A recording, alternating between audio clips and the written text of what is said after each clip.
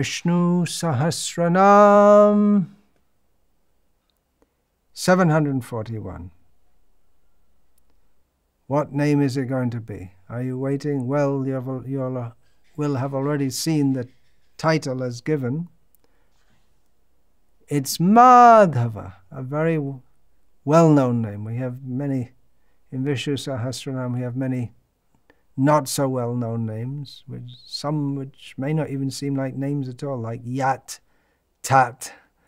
They may not seem like names, but Madhava is a very well-known and very much loved name of the Supreme Lord. It comes in throughout the Vaishnava literature. In Bhagavad Gita, early in Bhagavad Gita, we find a description.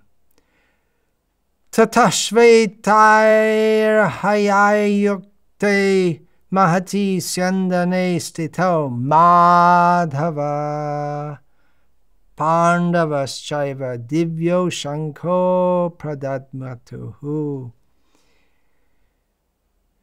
With the white horses joined to the chariot, Madhava with Pandava. In this context, it's understood to be Arjuna because it's already described as Arjuna. So Krishna and Arjuna, Madhava and Arjuna on the chariot to which were yoked the white horses, they started blowing their respective, their Divya Shankar, their respective conches, which were described as being celestial or of superlative quality.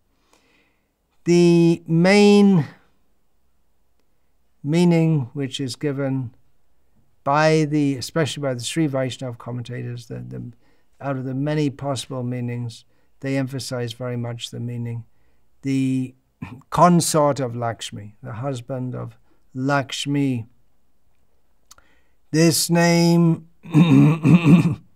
has already occurred twice in Vishnu Sahasranama, in the 1st century and the 2nd century, now in the 8th century. I'll flash back to some of the commentary given in the 1st century by the original Sri Vaishnava commentator, Parashara Bhatta, who, stating that Ma means Lakshmi, Mayadhava Madhavaha. Ma in Bengali, it's maybe the most important word in the Bengali language for most Bengalis. The mother, which refers to their own, particularly to their own physical mother, and to Ma Kali, and Ma Kali and Ma Tara and Ma Saraswati, but especially Ma Kali, Ma Durga. And we find that in Parashara Bhatta's exposition also. He gives so much stress. He describes so much the qualities of Lakshmi, Pirakti, they say in the Tamil version. He gives so much, and then in the end he says, and Madhava means the husband of such a person. So he goes to show how great. He's great because she's great.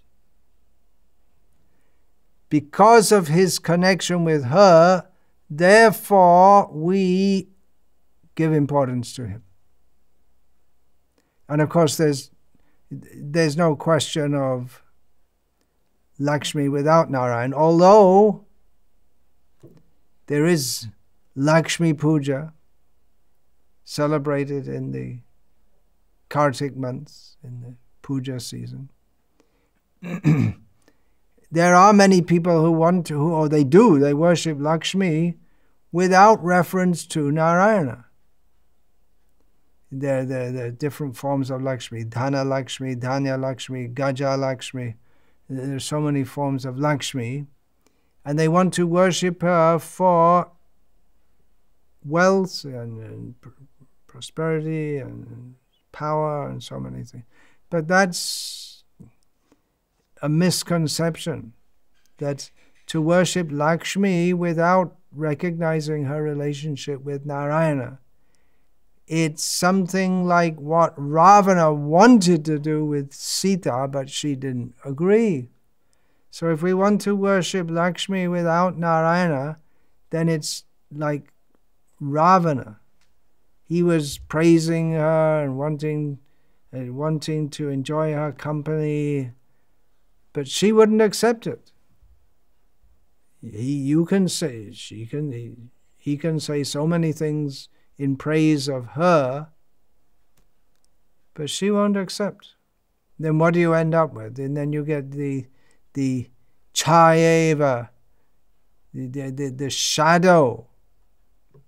shadow potency, which is the external potency of the Lord. When we want to separate Lakshmi from Narayana, that means we want to enjoy. Then she becomes Chanchala, another name of Lakshmi, because in this world, Lakshmi, wealth, she doesn't stay very long in one place. Just like there are so many individuals. You may say, well, someone may be born wealthy and remain wealthy all their life. Yeah, but their life is short. And the next life, there's no guarantee they'll be wealthy. Or some nation or empire is very wealthy and powerful. And then, just like lightning, hits in one place, then another place, it's just a flash, then it's gone. So, in the same way, some empire, they may be very powerful and they think, now we're on top, we're so powerful, no one can challenge us.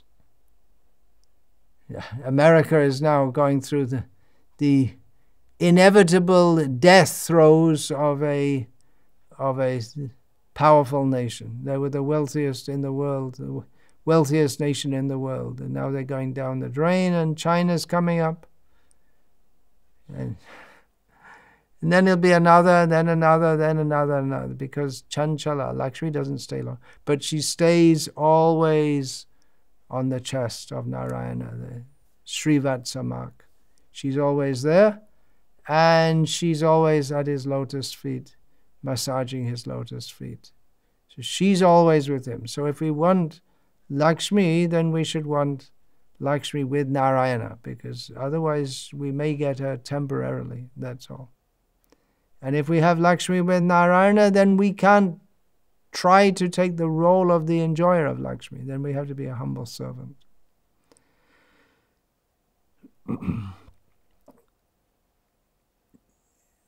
Parashara Bhatta states about Narayana, that the secret understanding of Narayana is that Vishnu is great because of his association with her. That's the secret about Lakshmi, Shri also. And of course, we Gauriyas will say that the Sarva Lakshmi is Radharani. And we do, and we say it, and we accept it as a fact. And our Sri Vaishnava friends, they won't agree, and we'll disagree.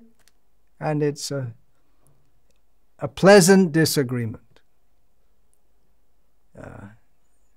That they want to see the form of Narayana as supreme, of Sri Lakshmi as supreme. We want to see Krishna as supreme,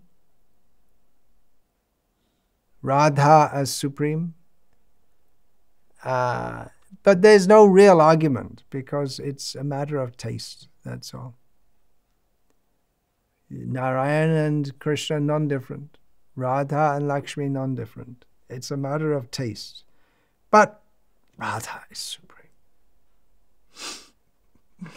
Even if we examine objectively. We can do also. Chaitanya Mahaprabhu discussed with Venkata Bhatta and asked her, well, why did Lakshmi perform austerities to join the rasa dance, but she couldn't. Gopi anugattabina aishwarja gyane bhajaleho napai brajendra nandane. This is the conclusion. If you don't want to give up the concept of Krishna being the supreme, then even if you worship him, you can't get Krishna in Vrindavan.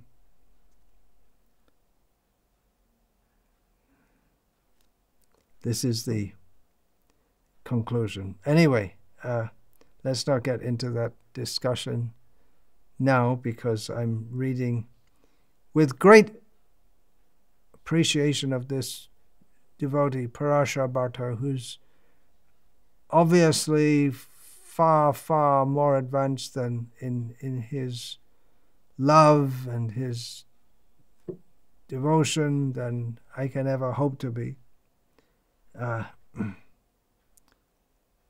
He is glorified Lakshmi. He states that in the Vedic literature, and he gives some others, he gives some examples, how the glories of Sri Lakshmi are delineated. In the Sri Sukta, Shraddha Sukta, Medha Sukta, Uttara Narayana, Kushitaki Brahmana.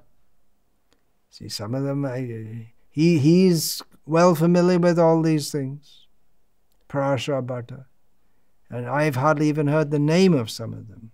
So where is he and where am I? He gives several references from the Puranas that speak of the supremacy of Pirati. He quotes from Vishnu Purana. And we'll quote from Bhagavat Purana, Anaya Radhate Nunam Bhagavan Haririshvara, she who worships him the best, referring to Radha. Anyway, he quotes from Vishnu Purana. Nityaiva Esha Vishnu Shrir Anapayani Yata Sarvagato Vishnu Tataiveiyam Dvijotama. O best of the Brahmanas, this Lakshmi, Esha, is referring here to Lakshmi, is eternal, the universal mother, ever in union with Vishnu. Just as Vishnu pervades everything, she does also. Then he quotes from Brahma Purana. I'll just read the English translation. Her power is invincible and awe-inspiring. She is the power of Vishnu himself. Yeah, she's the Shakti. She is the power of Vishnu. She is the power of Vishnu, the Shakti. And we think of Shakti as something, energy, something not personal. And radio waves and X waves and so many light waves and electricity. It's power, it's energy. But this energy comes from Krishna, from Narayana, Parasya Shakti Vividhaiva Shruyate. That he has these various kinds of energy or powers. Swabhaviki, Jnana, Bala, Kriya, Cha. These energies are classified into three main categories, and there are many subcategories. His knowledge energy, his general strength energy, and his energy for getting things done.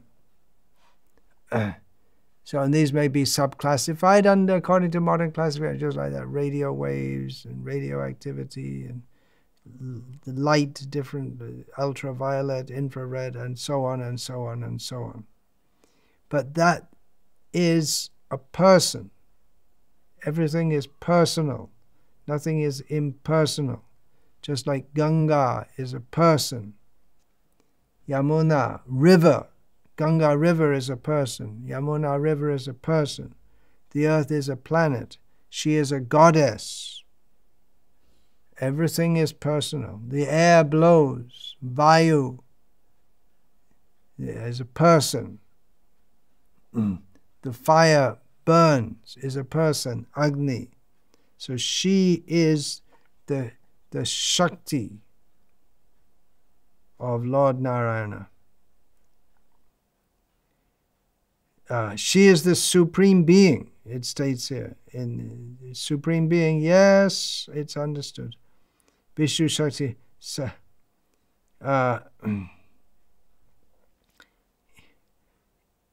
Supreme, yes, but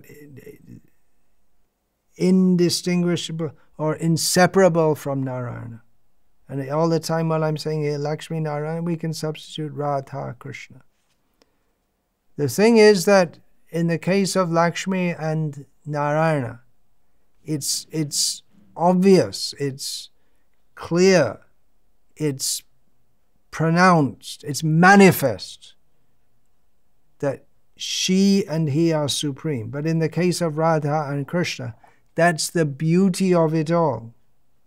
That even though they are supreme, they don't manifest their supremacy because they're more interested in love, the love of each other. So she is the Supreme Being who lives in the lotus-like hearts of all beings of the universe, and she is endowed with diverse forms. Nana Rupa Dhara Para. Her name is Pran, Prana Kya.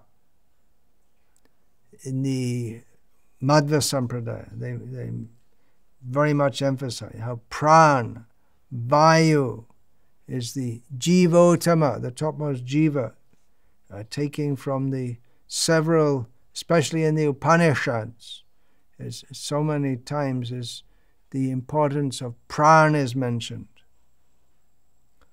But she is Prana Kya. She is known as Pran. So, not to undermine the role of Vayu, Mukhya Pran, the original or the chief Pran, the chief of the in the category of life. But ultimately it all comes from he and from her. She is the mother of all mantras, Mantra Mata, and is the eternal mother of the universe. So we have so many names. That Jagat Janani, for instance, the mother of the universe, Jagan Mata, the mother of the universe. And going on quoting from this same, Lakshmi is his supreme power. She is especially known here that his supreme power means Parashakti. This term is often applied to Durga Parashakti, but which is not untrue, but particularly should be applied to Lakshmi. And Tasya Karuna Shraya, especially this, she is the abode or the quality of compassion, which is also personified, but that particularly gravitates toward her, shelters in her. It's sheltered by her, or she is the natural repository of mercy. She is the supreme Prakriti and possesses the 6 qualities as Narayana does. Aishvaryasya, Samagrasya, Viryasya, Yashashasya, Jnana Vairagya Yoscha. She has all these qualities. Opulent, she is opulent. That's another of her names. Aishvarya. Aishvaryasya, Samagrasya. Heroism, fame, beauty, knowledge, renunciation. She has all these qualities. And she is his second form. In other words, she is he, but in a female form. She's supreme, unique, the eternal Shakti of Bhagavan. She transforms herself into forms, diverse, high and low, innumerable names, and is the head of the Shakti Chakra. Shakti Chakrasya Nayika. She's the leader of the wheel of powers. She is stands steadily, pervading the entire universe, everything, meaning and non-meaning.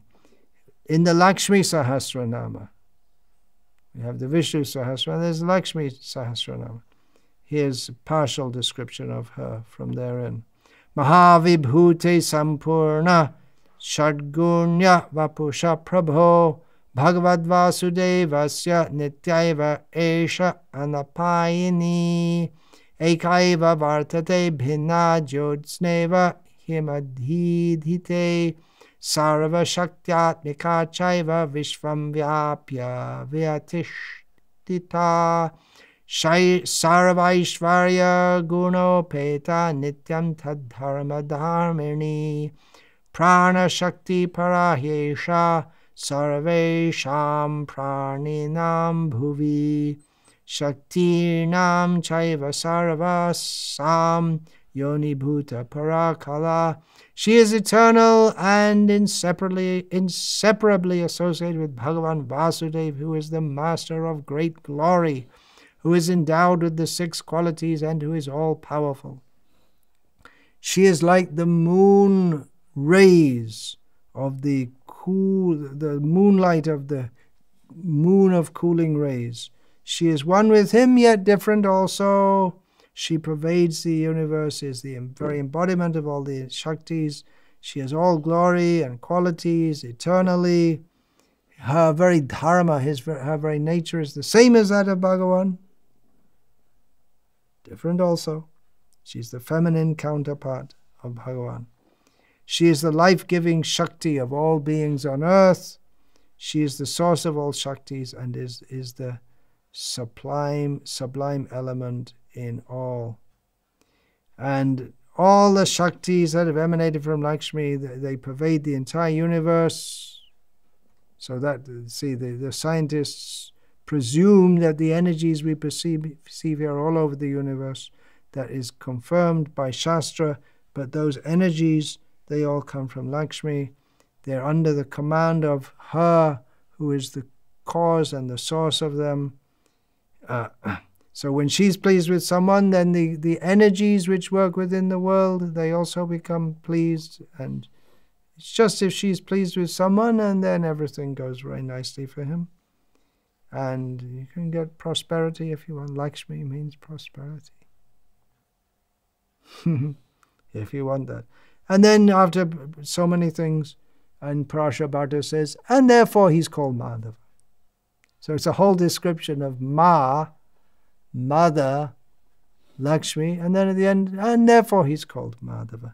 In one sense, Madhava could be considered something like a title, the husband of so-and-so. It's a descriptive name, but it's very dear because he likes that name very much, because it states him to be the husband of Lakshmi, and he's very fond of her. So he likes that name, and devotees very much like that name. Also in the Ramayana at the beginning, very near, well, quite near the beginning. Ramayana, the very name of the Ramayana means it's all about Rama, right? It's the story of Lord Rama. Well, that's true. Yeah, that's why it's called Ramayana. But if you want to know a little bit more, read a little deeply and carefully, and we'll find that Valmiki himself states, Kavyam Ramayanam Kritsnam Sitaya Charitam Mahat. He made this whole narration of the Ramayana. It's the glorious narration about Sita. It's getting very secret and deep here. If we really want to know the glory of Narayana, his glory is he's the husband of the goddess of fortune. So this is all already covered in the 1st century, name 73. He concludes, Parasha Bharta, Shadhaya Devo Devat Vamashnute. Lord Vishnu gets his lordship because he's associated with Lakshmi. This is the secret about the true nature of Shri. So I'm just going over this again. commentators have, or who has compiled this who's a Krishnamachari, he compiled all this, he put it again, because it's nice. It was a long time ago, it was several years ago, so let's say it again, Madhava, he's great because of his, Krishna is great because of his association with Radha. Narayana is great because of his association with Lakshmi. Really? She's massaging his feet, isn't she? Yes. But he is such a person to massage his feet, who's the power of all the universes, and she is massaging his feet. Oh, it shows he's very great. Another meaning that associated with meaning is that by understanding this name, we can understand how Parashar Bhatta says that Lakshmi, actually this word Lakshmi in the Sri Sampradaya, they may not use it so much. They prefer to say Sri, or in Tamil there's Pirati. But anyway, we'll say Lakshmi. It's better known for others. So he says that by this name we can understand how the two of them together always are like our mother and father together. The eternal mother and father of us who are eternally related to them. They're always there, they're always together to protect us. In the modern world, in the Western countries especially, they don't know about this. They don't grow up with father and mother together, and that father and mother have their own separate lives to a large extent. But in civilized society, the father and mother, they are one unit. They work in tandem. Same interests. There's no two interests. People don't understand this, and therefore they have women's rights. They don't understand that the women's rights are included in the men's rights. The men. Anyway, I don't get into a big discussion of that. It's always misunderstood how women don't have any. Actually, in Shastra, that allows also women have some property, and it's, yeah, they're not treated as slaves. Their provision is made for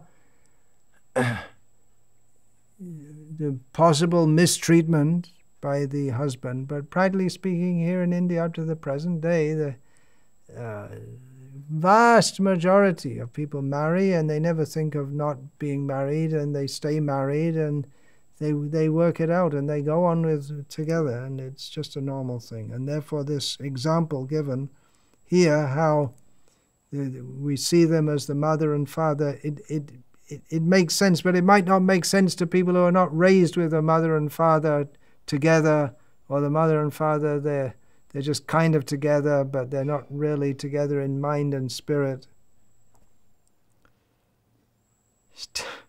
This whole modern society is so decadent that the examples given in, or the whole concept, which is a fact, it's an eternal fact, that Bhagavan, Krishna, and Radha, Lakshmi, Narayana, they're our eternal mother and father, protective relationship. But people can't understand what that means, because they grew up with something different.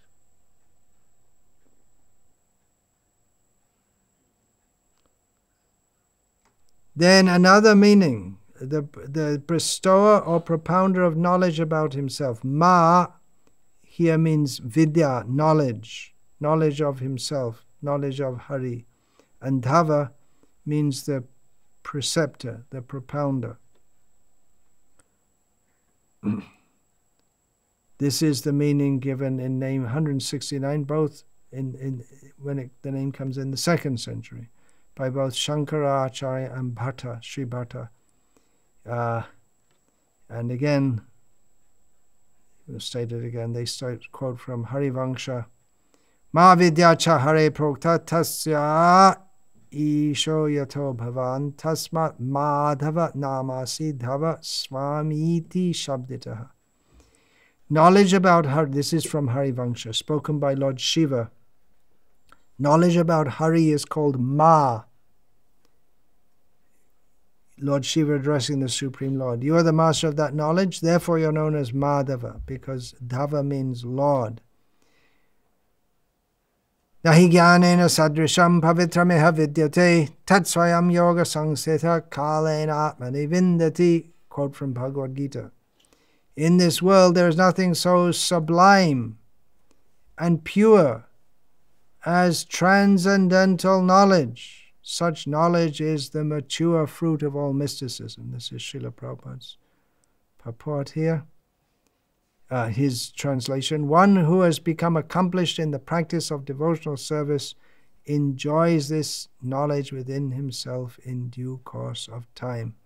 So Krishna gives knowledge about himself, and especially in Bhagavad Gita. And within Bhagavad Gita, he gives a lot of importance to knowledge. Ultimately, he gives the importance of bhakti and full surrender to himself, but he gives a lot of importance to knowledge. That the activities of karma, one can do karma, but one should do it in knowledge. And knowledge leads to, knowledge of Krishna leads to bhakti. Aham sarvasya prabhavo matas sarvang pravadite iti matva bhajante bang buddha bhava samanvitaha. Krishna says, I'm the source of everything, everything emanates from me. One who knows this, worships me with all their heart. Bahunam janmanamante gyanavan mam prapadite vasudeva sarvamiti samahatma sadurlabha. After many births, someone who's actually in knowledge surrenders to me, Krishna says, knowing me to be Vasudev, all-pervading, the son of Vasudev. Such a great soul is very rare.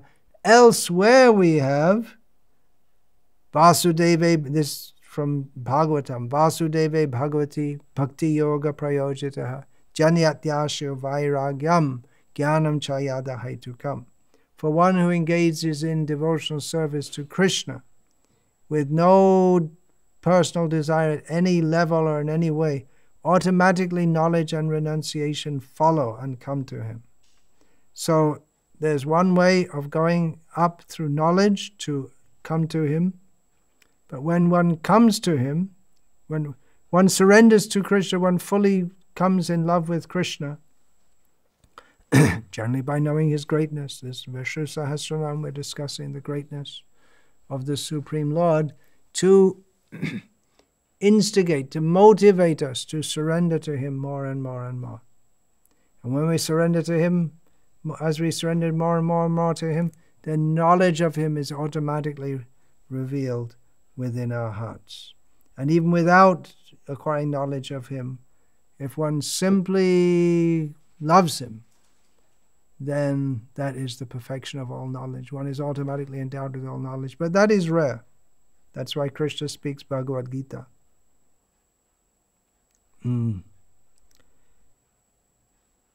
Knowledge, yeah, it's very important. So many schools and institutions, from the beginning of life, the parents start, talking about parents, if people have parents, they start to train the children in knowledge. They have to, how the children have to learn how to walk, how to talk, how to eat, how to behave. Only when they've had this initial training can they go to school. The difference between an animal and a human can be said to be advanced intelligence, but that advanced intelligence manifests as acquisition of knowledge. Now we live in the information age, and the internet is just full of all kinds of knowledge about all kinds of things. Of course, some of what may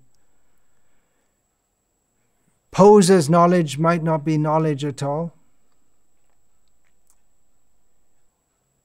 One thing we should understand when we're talking about knowledge is that within this material world, we are all like frogs. Why like frogs?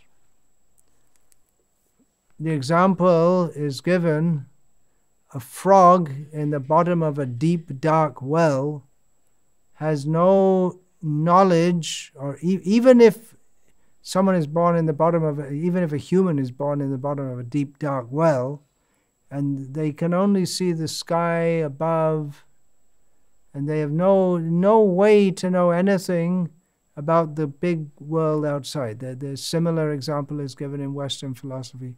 Plato's cave, people who are born facing away from the light at the entrance of the cave, they can only see according to the reflection of fire. They don't know, they can't know about the big world outside, and if anyone comes to tell them about it, they can't believe it because it's outside their experience and outside their imagination. So the same thing, Dr. Frog, the big philosopher. But his ability to even conceive of what's beyond his well doesn't exist. And even if someone comes and tells him, another frog jumps down from outside and says, hey, there's a big world out there, he can't accept it. So similarly, the whole endeavor to understand, or to say that we can only understand reality according to what we can observe, the empiric approach, or according to what we can think with our own intelligence to be right, the rational approach. It's all Dr. Frog philosophy. You say, well, you can't prove anything. You can't prove there's any God. Yeah?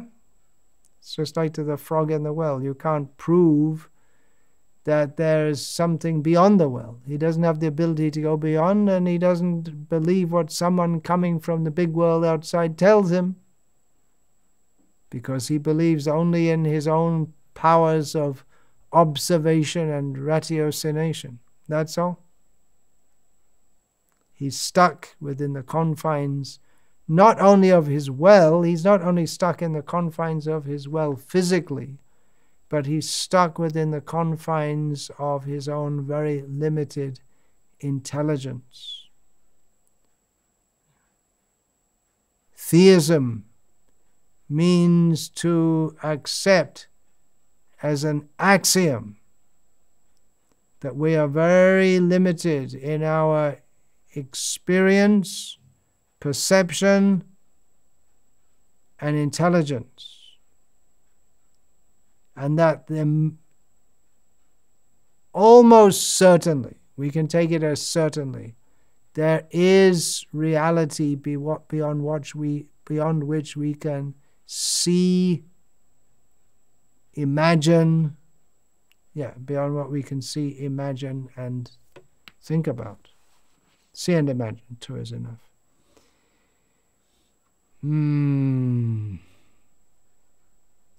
So although Krishna praises knowledge, and within this world, knowledge is rated highly. Einstein is rated so highly. But is it a blessing or a curse? If you know so much, but you don't know what we really need to know, then knowing so much can be... Then we think I know, but we don't actually know. The Dr. Frog says, I know. I'm a great scholar. You say, I know all the little bumps at the bottom of the bottom of the well, and all the little puddles.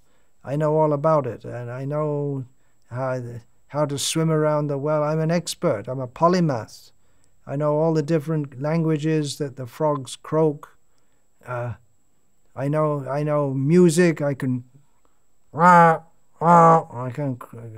expert in music, expert singer. Knowledge, well, it can be a curse also if we put our minds to seeing what's going on in the world. It's horrific. What's going on? If you want to look at the news, it's horrific. And therefore we have the entertainment section, the sports section. You want to get at the real section? how people are killing each other. And, you want to get to that? Daily, it doesn't make the news. Daily, hundreds of thousands of living beings are mercilessly killed. It's not in the news. It's normal. It's civilization. Slaughterhouses. It's called civilization. You want to know about this? You want to talk about this? Hey, we don't talk about these things. We want to talk about Krishna dancing with the gopis. What about all the... That's also part of knowledge, to know what's going on. It may be better to be ignorant, isn't it? And then you can be peaceful and happy. And is knowledge a blessing or a curse? Krishna gives knowledge. Well, it specifically said knowledge about himself. Ignorance is bliss. And they say, well, the government's exploiting us. The corporations are exploiting us. Well, if you don't know, what do you care? I get enough money, I drink my coffee, and I go on with my life, and what do I care? Ignorance is bliss. And then if you find, oh, the government's cheating us, okay, we have to make a protest and go out and get in the streets and get all upset. Maybe better you don't know. If you want to be happy, I'm talking in a, what shall we say, tongue-in-cheek way, or roundabout kind of way here.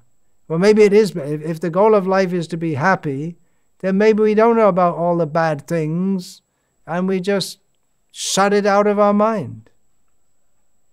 So what's the value of knowledge? Well,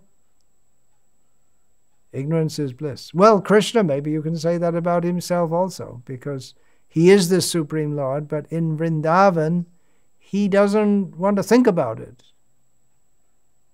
He's just in bliss, enjoying, thinking that he's just one of the crowd. He's a cowherd boy. He's never just one of the crowd, even in Vrindavan. He's the cynosure of all eyes. But he knows he's God, and he doesn't know. I plan to discuss this apparently contradictory and actually contradictory from our level of understanding phenomenon in an upcoming talk. Maybe I'll discuss it when we come to the name Sumedha, who has got very good intelligence.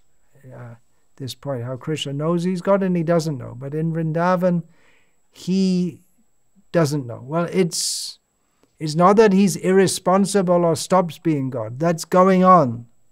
As Narayana, he's overseeing the worlds. He's overseeing. So he's not irresponsible. But he has a time when he relaxes, which is all the time. He enjoys. For so ignorance is bliss. Knowledge can be very distressing. Cheating on your wife, is it better you don't tell her and then she's happy, or you tell her and be honest? What do? Ignorance is bliss. Now, real knowledge is the greatest boon. If we know that this world is miserable, that is an impetus to seek that world where there is no misery. Therefore, Krishna speaks about it in Bhagavad Gita. Dukhalayama shashvatam. This world is miserable. Everything here is temporary. He speaks that. He doesn't say, be happy. Everything in this world is nice. He doesn't say that. That he gives us the actual knowledge of the actual situation. And then when we become highly advanced in Krishna consciousness, then we need not harp on so much about the miseries of this world. We can just be absorbed in the bliss of Krishna's pastimes. Ignorance is bliss, even for Krishna. But that's a very high level, and even those who are on that high level, they may speak about the lower levels for the benefit of those who are on the low level, which is everyone in this material world, to help to enlighten them. Don't try to enjoy this world. It's not enjoyable. Come to Krishna. Be happy there. Now, another aspect of this name, Madhava, one who gives knowledge about himself, and there's one particular type of knowledge which is called Madhu Vidya. Madhu is linked with the name Madhava. Madhava. Madhu. There's Madhu Vidya, which is described in the Mahabharata as such. Madhu Vidya avabhodatvat davatatvat va shriyo nisham munadhyana cha yoga cha vidhi bharata madhavam. Another meaning of the name Madhava, as given in Mahabharata, is he who is cognized through Madhu Vidya, through silence, resorting to silence and meditation and yoga. One can come to understand this Madhu Vidya. This Madhu Vidya is described in both Chandogya Upanishad and Brihadaranyaka Upanishad, and typical of the genre, the language of the Upanishads. It's almost impossible to understand what is being said, what is meant by what is being said, without the knowledge there being unlocked, without it being explained. If you just take it at face value, it doesn't seem to mean anything. So Madhu Vidya, in the Puranic encyclopedia, that is mistranslated as the science of intoxicating drinks. No, Madhu can also refer to honey, which can give rise to intoxication. That's not the meaning. It means the honey knowledge. It's because it's very sweet, it's very relishable, because it is the highest knowledge of the supreme bliss of the self. And it's described there in the Upanishads. It's a kind of knowledge which is to be taught by the father to the son, the guru to the disciple, but only to someone who is qualified to receive it, as is the case with all kinds of spiritual knowledge. It's described in the Rig Veda about Rishi Dadichi, who's also sometimes called Dadhyancha, who is understood to have had his ashram in Dudeshwar, on the banks of the Sabarmati River, near present-day Karnavati, better known as Ahmedabad. So the story given there, and Srila Prabhupada, he summarizes that story of how the Madhu Vidya was imparted by Dadichi to the Ashwini Kumars. Srila Prabhupada summarizes this in his purport to Bhagavatam, Canto 6, Chapter 9, Text 53. And it's given elsewhere somewhat differently. The basic point is that Srila Prabhupada in that purport refers to Brahma Vidya, but specifically Madhu Vidya. Brahma Vidya means spiritual knowledge, and Madhu Vidya is a particular presentation of this spiritual knowledge. So the summary is that Dadichi, he had knowledge of Pravargya, which means certain kinds of ritualistic, fruitive activities. And he also had the advanced spiritual knowledge of Madhu Vidya. So the Ashvini Kumaras, the two physicians of the demigods, who are Shudras by caste, they approached Dadichi and begged him to instruct them in this knowledge. And Dadichi said, I'm now doing some fruitive activity, some karma, so you can come back later. Then Indra came, he found out and said to Dadichi, you don't give them this knowledge. They're Shudras. He had some grudge against the Ashvini Kumaras. Plus, he didn't. This is high knowledge. This is meant for the Brahmanas and Kshatriyas. Don't give it to them. They're Shudras. And he warned Dadichi that if you don't do what I say, if you anyway give this knowledge to them, you promise to give it. But I'm telling, if you give it, I'll cut off your head with my thunderbolt. Well, you're not supposed to give knowledge, Brahma Vidya, to Shudras. Okay, but then you're not supposed to kill Brahmanas either. So then later the Ashvini Kumaras came back and said, okay, can you instruct us? And he said, well, I'm in a fix because I promised to give you this knowledge. But on the other hand, Indra says he's going to cut off my head. So the Ashvini Kumaras came up with a solution. Okay, we will cut off your head now, and we will cut off the head of a horse also, and put the head of the horse on you, because they're the physicians of the demigods. They know how to do all these things. So you speak what you have to speak to us through the head of the horse. Then Indra will come, cut off your head, and we'll put your original head back. So that's how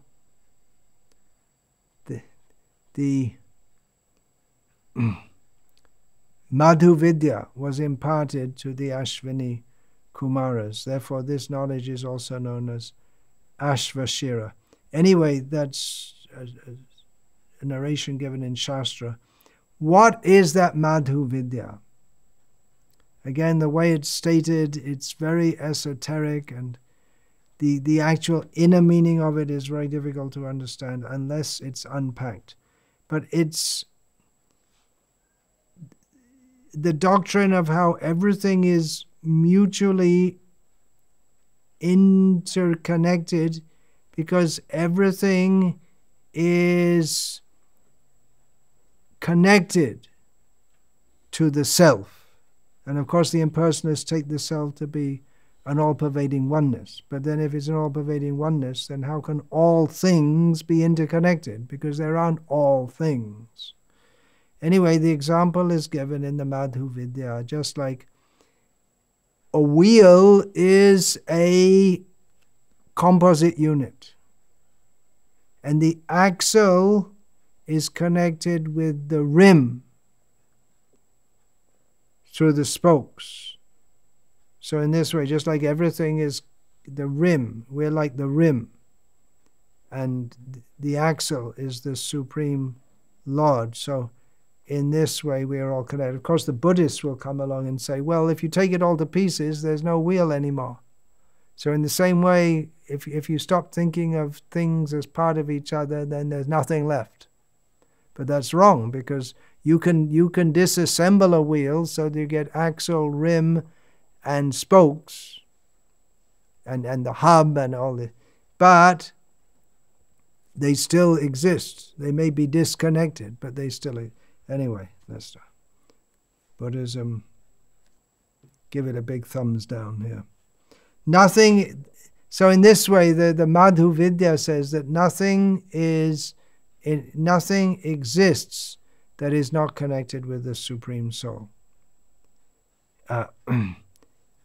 It's the existence of the one in relationship with the many, which the impersonalists take to mean that the existence of the many doesn't really exist at all because there's only one, but that's not the proper meaning. The sun is the honey of the gods, then the heaven is the like the bamboo, the intermediate space is like the beehive, the rays of the sun are the offspring of the sun. The sun is the eastern rays are its eastern cells. The mantras within the Rig Veda are the bees. Oh, that reminds me. Oh, I have to make a note of something for next name I speak on. Okay. The Rig Veda itself is the flower, the water are nectar, and it's all the Rig mantras heated up in the Rig Veda, and then from that out comes the juice of fame, luster, the bodily vigor, strength, palatable food. This juice flowed profusely and settled on the side of the sun, and this gives the red appearance of the sun. And then he talks about the different colors and concludes that the Vedas are all nectar, and you can't understand. It needs unpacking. It's mystic knowledge. Bhagavad Gita, Krishna makes everything very clear. In Chandogya Upanishad, the sun is taken as the main symbol, and the Vidya is described in relation to that. Brihadaranyaka gives a long series of cause and effect. This is the cause of this, and that is the cause of that, and go on and on and on and on.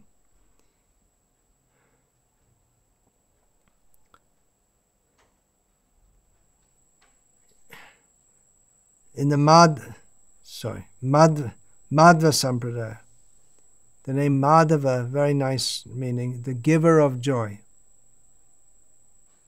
Madhu iti anand udishta, the giver of joy. Ah, that's the God we want. The giver of joy. Not the God who's so severe, more interested in throwing people into hell. The happy, dancing, joking, laughing, Krishna, Madhava, full of joy. Madhava Radha Bhavapur. That's just one description out of thousands by the Vaishnava poets. Bhaktivinoda Thakur describes Madhava, full of the feelings of Radha.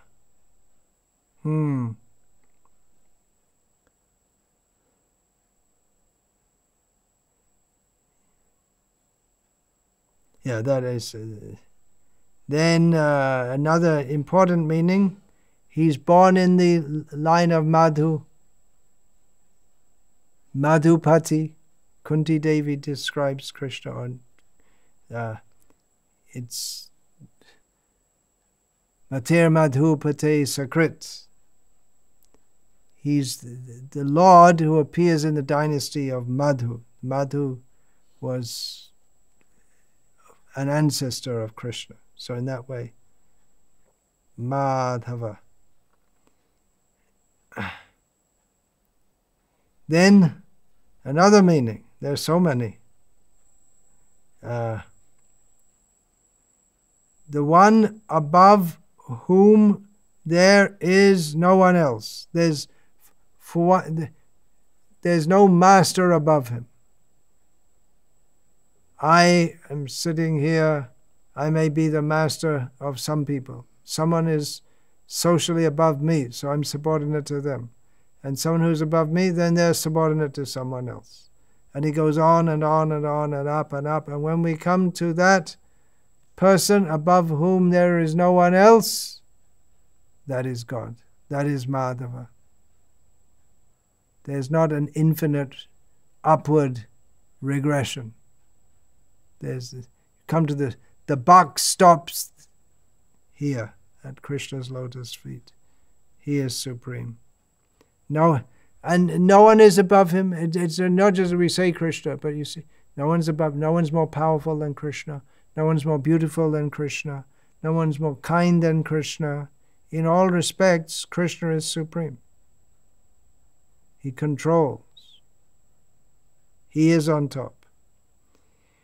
Another meaning, Vaishak month is called Madhava. That month is because Krishna imbues that season with its beauty and lushness and feeling of hope.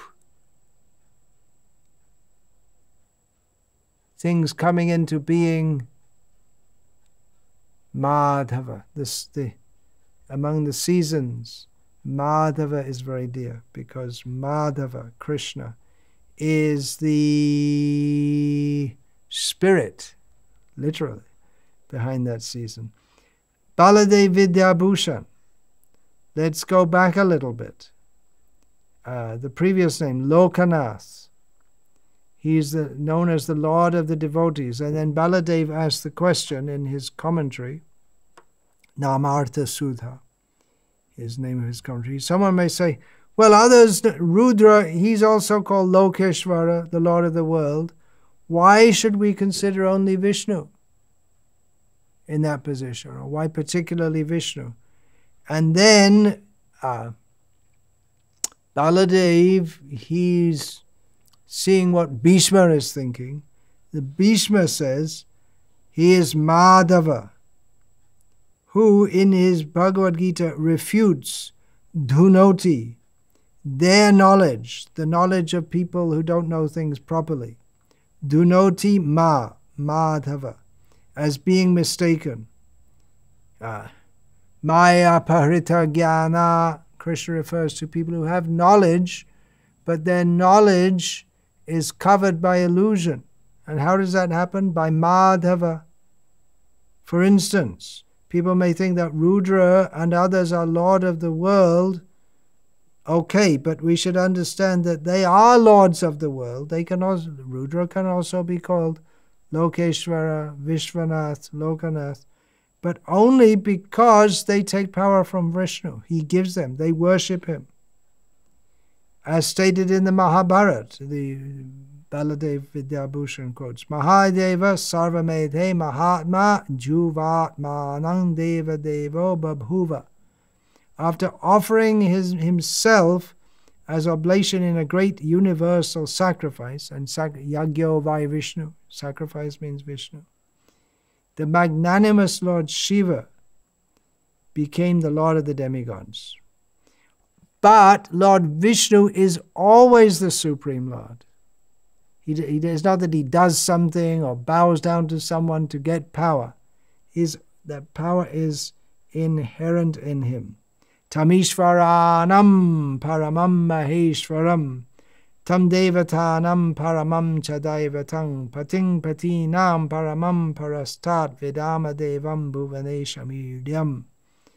The Shvetashvatra Upanishad, which is often said to be in worship of, well, it states right there, it's worship of Rudra, but here we understand from the context that Rudra means Vishnu here.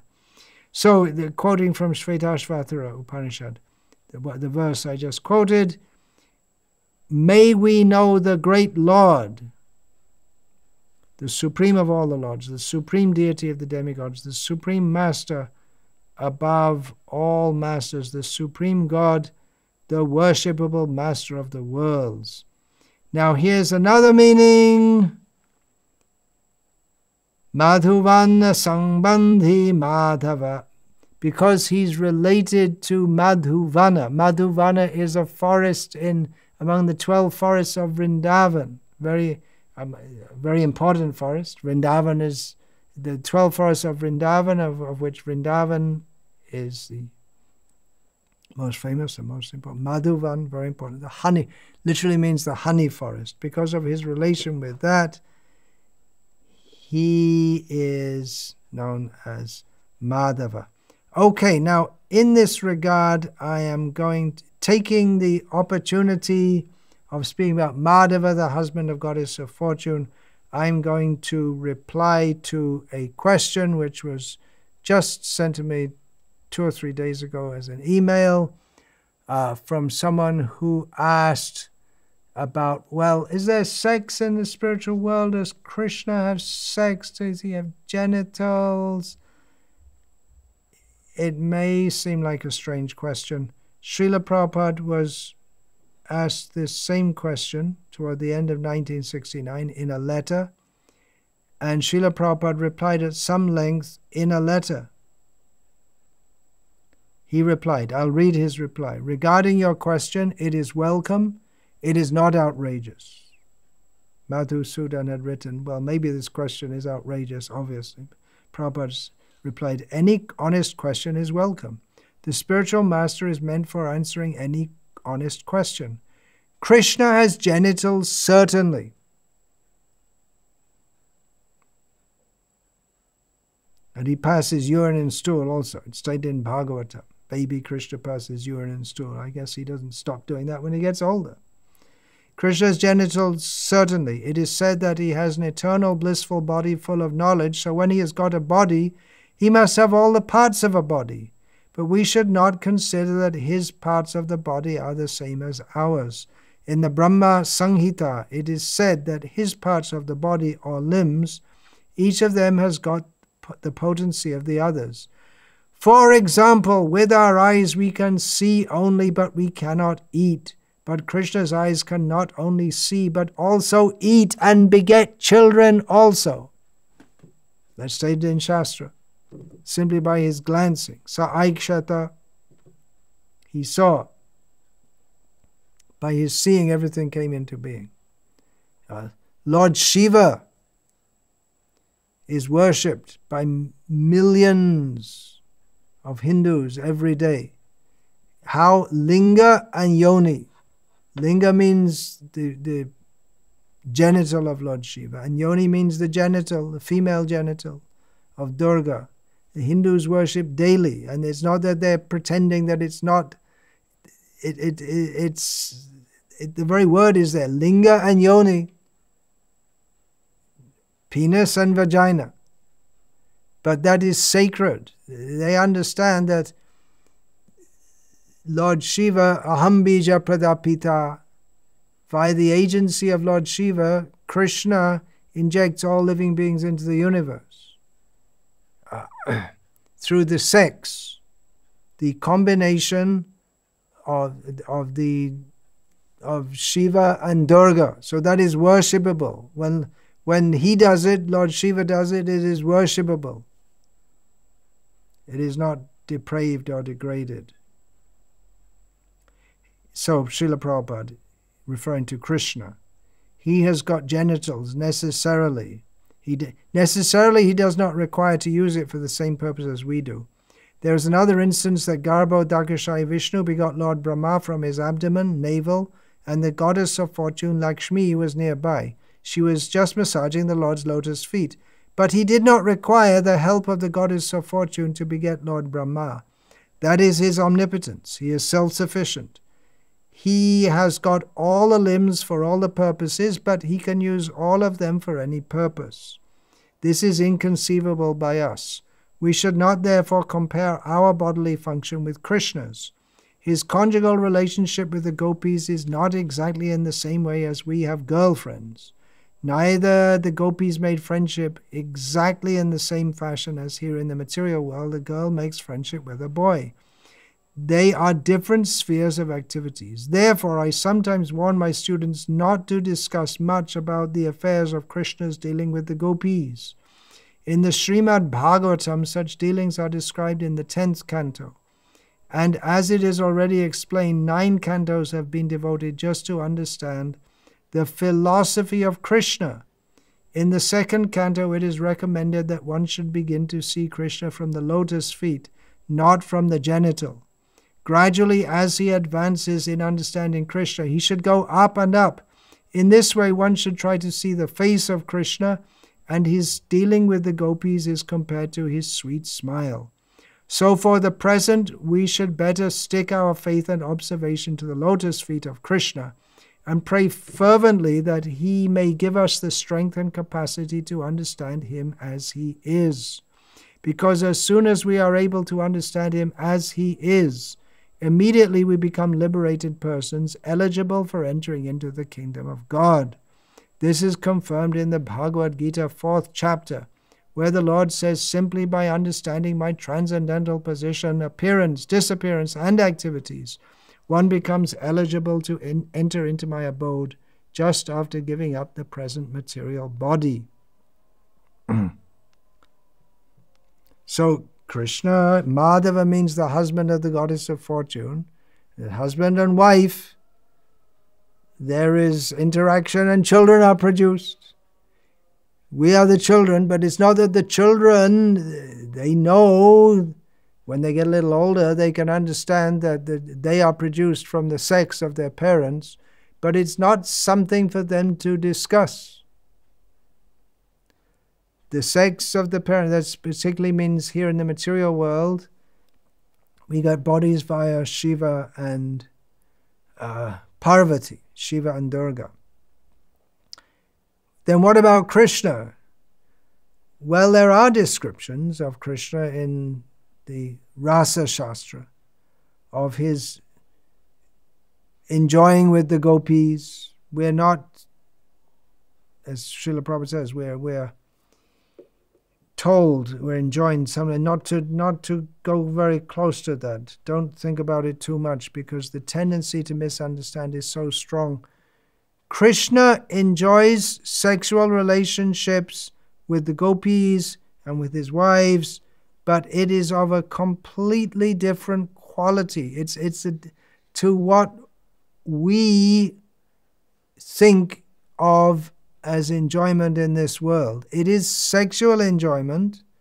It's definitely sexual enjoyment, but it's just of such a different quality that we, who are enamored by the enjoyment of this world, we are sure to misunderstand it if we try to contemplate it in an immature state. Therefore, we are advised not to. And even in the Rasa Shastras, you'll find there's so many things, everything is there, how Krishna seduces Radha, who pretends not to want to be seduced, and there's descriptions of kissing and so many things.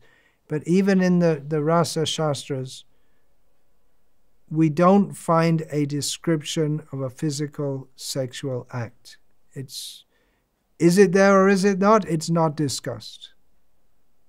It's as if glossed over. It's not for us as conditioned souls to even begin to think about, and even what to speak, even the highly liberated souls, they don't discuss. Maybe when you get very, very, very, very, very close. Definitely not a matter for public discussion.